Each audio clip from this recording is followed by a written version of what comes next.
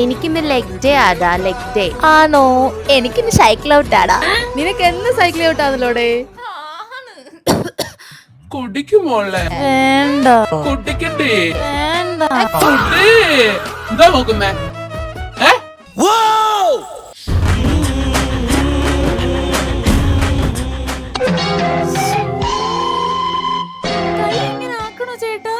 ആക്കണം പൊന്നെ, എന്നാലേ കൈ മസില് വരുത്തോ.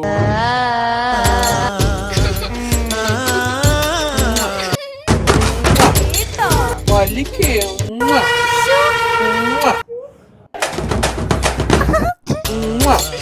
ആരെങ്കിലും ഒക്കെ കാണും. റാണിയെ